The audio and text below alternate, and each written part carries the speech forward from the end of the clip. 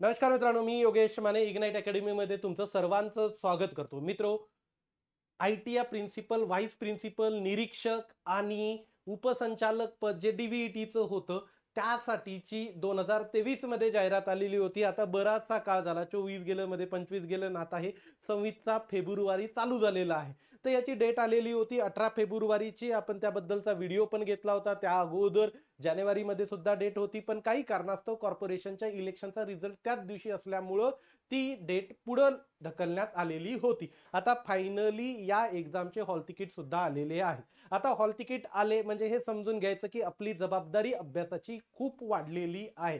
आणि हे लक्षात घ्या की आता बरेच कमी विद्यार्थी या स्पर्धेमध्ये उरलेले आहेत. 5,000च्या आसपास ऍप्लिकेशन होते प्राचार्य, उपप्राचार्य, निरीक्षक पदासाठी आणि 1900च्या आसपास उपसंचालक पदासाठी होते. बरेच उपसंचालक आणि प्राचार्य पदाचे विद्यार्थी कॉमन आहे. या दोन्हीसाठी एकच एक्झाम आहे, कन्फ्युजन नको. दोन्हीसाठी एकच एक्झाम आहे, सेपरेट मेरिट लिस्ट लागेल. जे लोक इलिजिबल आहेत उपसंचालक पदासाठी, जे 1900 लोक आहेत, त्यापैकी जे विद्यार्थी एक्झाम देतील त्यांची मेरिट लिस्ट वेगळी लागेल आणि प्राचार्य, उपप्राचार्य, निरीक्षक पदाची मेरिट लिस्ट वेगळी राहील. आता याच्यामध्ये कॉमन नाव असतील, ऑब्विसली असतील, मग त्या लोकांना कुठलेही एक जॉईन करा. तुमचं जर दोन्हीकडे सिलेक्शन झालं असेल, आता उपसंचालक कोणीही जॉईन करणार, मोठं पद आहे राईट, आणि त्याच्या जागाही कमी आहेत, 6 जागा आहेत. त्यामुळे ती 6 लोक तिकडे जातील, बाकीचे लोक प्राचार्य, उपप्राचार्य, निरीक्षक पदासाठी कन्सिडर केले जातील, जर तुम्ही इलिजिबल असाल तर. राईट, कारण हेही लक्षात घ्या की इलिजिबल असणं गरजेचं आहे. त्यामुळं आताच बघून घ्या की हॉल तिकीट आपल्याला चेक करायचं. बऱ्याच जणांना कळत नाही की हे हॉल तिकीट नेमकं कुठं मिळेल, कारण पहिली वेळेस एमपीएससीची कुठली तरी एक्झाम देणारे बरेच लोक याच्यात आहेत. घाबरू नका, मी या व्हिडिओमध्ये तुम्हाला सर्वांना कुठं हॉल तिकीट मिळणार आहे हेही सांगणार आहे. लगेच तुमचं रिझर्वेशन त्यानुसार तुम्ही करून घ्या त्या प्लेसला जाण्याचं. राईट, सगळ्या काय कसं ट्रान्सपोर्टेशनचं व्यवस्था वगैरे करून ठेवा, जेणेकरून वेळेवर कुठलंही कन्फ्युजन नको. आणि आता जर समजा तुमचं हॉल तिकीट आलं, याचा अर्थ जास्तीत जास्त वेळ अभ्यासाला तुम्ही द्यायलाच हवा.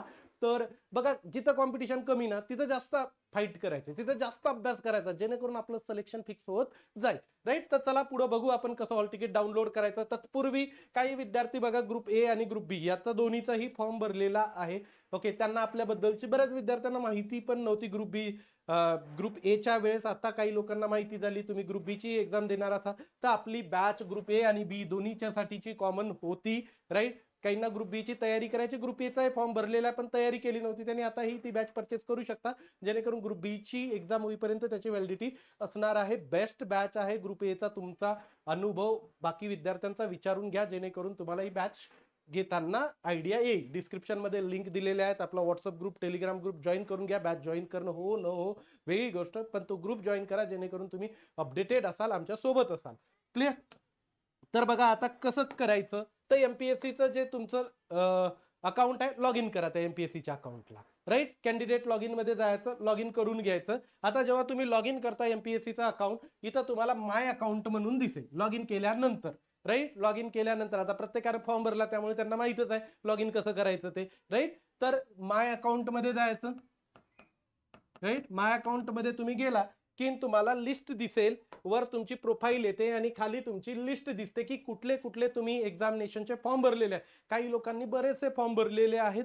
राईट, तर जे जे तुम्ही एक्झामिनेशनचे फॉर्म भरले त्या सर्व एक्झाम्सचे एकाखाली एक नावं तुम्हाला दिसतील. वर तुमचा फोटो वगैरे असेल, तुमचं नाव ते, आणि त्याच्या खाली तुम्ही भरलेल्या एक्झामिनेशनचे फॉर्म. आता याच्यामध्ये बघा, प्रिन्सिपल गव्हर्नमेंट इंडस्ट्रियल इन्स्टिट्यूट, त्यानंतर व्हाईस प्रिन्सिपल, ओके, आणि इन्स्पेक्टर वोकेशनल एज्युकेशन. राईट, हे 3 पदं होते. उपसंचालक पदाचं या व्यक्तींनी फॉर्म भरलेला नव्हता, तो इलिजिबल नसेल त्या कारणास्तव भरलेला नसेल. त्यांनी क्लास बी चा सुद्धा फॉर्म भरलेला होता, हेडमास्टर गव्हर्नमेंट वगैरे याचा. क्लिअर? आता याच्यामध्ये जर तुम्ही गेले, आता ही या पदाची आपली एक्झाम आहे. क्लिअर? तर इथं व्ह्यू करायचं, इथं व्ह्यू करायचं. जसंही तुम्ही व्ह्यू वर क्लिक कराल तर काय होईल, तुम्हाला राईट कॉर्नरला टॉप साईडला, राईट, तुमची जी कम्प्युटर आहे त्याच्यामध्ये राईट कॉर्नरला टॉप साईडला काय दिसेल तुम्हाला, रिसेंट नोटिफिकेशन, याच्यामध्ये फीस रिसिप्ट आणि ऍडमिट कार्ड ह्या गोष्टी दिसतील. फीस रिसिप्ट आणि ऍडमिट कार्ड, तुम्हाला काय पाहिजे ते ऍडमिट कार्ड पाहिजे ते ना, मग व्ह्यू ऍडमिट कार्ड करा. इथं व्ह्यू वर क्लिक करा. जसंही तुम्ही व्ह्यू वर क्लिक कराल तर तुम्हाला इथं दिसेल ऍडमिट कार्ड आणि इथं डाउनलोडचं ऑप्शन दिसेल. डाउनलोड वर क्लिक केलं की तुमचं हॉल तिकीट डाउनलोड होईल. राईट, एवढं सोपं आहे. त्या हॉल तिकीट डाउनलोड करणं, त्यामुळे कोणालाही कुठलाही प्रॉब्लेम हॉल तिकीट डाउनलोड करायला येऊ नये, राईट, अशी अपेक्षा आहे. यदा कदाचित दुसऱ्या काही अडचणी वगैरे असतील तर तुम्ही नक्की इग्नाइटला कॉन्टॅक्ट करा. ओके, आपले टेलिग्राम व्हॉट्सअपचे ग्रुप जॉईन करून घ्या, जेणेकरून तुमच्यापर्यंत सर्व अपडेट पोहोचत जातील. वेळोवेळी ते अपडेट तुमच्यापर्यंत पोहोचवण्याचं काम आमचं. तुर्तास मी इथं थांबतो. Thank you so much guys for listening. Thank you so much.